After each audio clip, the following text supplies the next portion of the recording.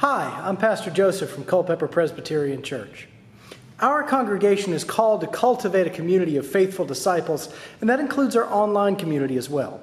Each month we'll upload a video devotional led by one of our members so that we can mutually encourage one another while we're together in this digital space. Be sure to follow us on social media and subscribe to our YouTube channel so you don't miss out on any of our opportunities to learn, live, and share the teachings of Christ. Now, here's this month's Love from Locust in Maine.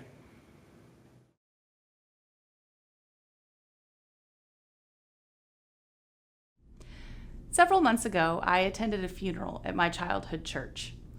I moved away a long time ago, and while the faces were somewhat familiar, the lapse of 20-some years meant reintroducing myself to people who haven't seen me since college, and I found that most didn't know me. Until I mentioned that I was my brother's sister. Following that realization, I was in the happy position to be able to update everyone on what my brother is doing with his life these days. Humbling for an older sibling, but understandable.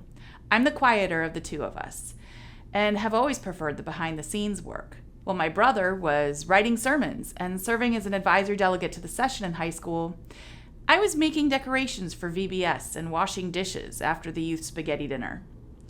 On the way home, I retold the story of the prodigal son to myself, not because my brother's anything like the prodigal who squandered his inheritance in extravagance and questionable behavior, but because I was like the prodigal's brother.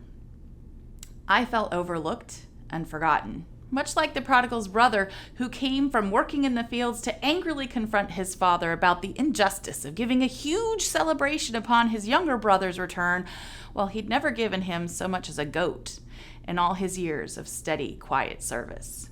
I saw myself in that hurt and pride and conceit.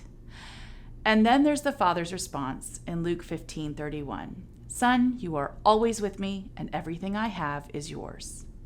The story of the prodigal son is a beautiful story of hope and forgiveness for those who are lost. But there's a beauty, too, in the hope for the prodigal's brother, whose works and sins are not so visible, but who has an equal share of the Father's love, who, despite his pride and conceit, is always with the Father and has all that is his.